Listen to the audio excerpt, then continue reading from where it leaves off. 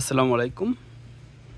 এইটুকু মধু গতবার সংগ্রহ করে রেখেছি চাকের মধু, যেটা গ্রাম বাংলার চাকে পাওয়া যায়, মানুষ কাটে। সেই মধুটা হচ্ছে এই বছর সংগ্রহ করে রেখেছি।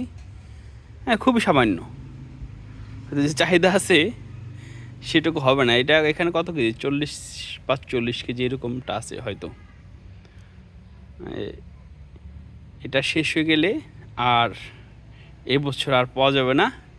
আগামী বছর যখন আপনার হচ্ছে শস্যের সিজন শেষ হবে, তখন আবার চাকের মধু সংগ্রহ করব। কেননা শস্যের সিজনে যদি প্রাকৃতিক চাকের মধু সংগ্রহ করি, সেখানে অলরেডি শস্যের মধু যায়, সেই মধুটা জমায় যায়, সেই জন্য অনেক কমপ্লেন আসবে। বিধায় আমি ওই চাকের মধুগুলো আর নেব না। তো যাই হোক, আপনাদের যদি কারো লাগে অবশ্যই জানাবেন। আর চাকের মধু সাধারণত দেখেন, চাক পরিষ্কার করার পরও একটু একটু গাত উপরে উঠে আসছে। আর মধু রোদে রাখলে একটু ভালো থাকে, সেই জন্যে মধুগুলো রোদে দেওয়া হয়েছে। আর আমরা যেহেতু কেমিক্যাল মিশাই না, সেহেতু আমাদের রোদই হচ্ছে ভরসা। আর যারা কেমিক্যাল মিশিয়ে রাখে, এই কেমিক্যাল আছে যদিও মিশালে সেটা আবার সেরকম ক্ষতিকর না, তারা আবার অনেক সময় রোদে না দিয়েও রাখতে পারে।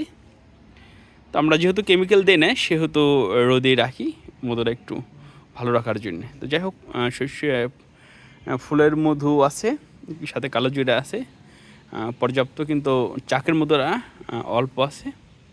যাদের প্রয়োজন অবশ্যই যোগাযোগ করবেন। শুধু এইটুকু আছে আর কি।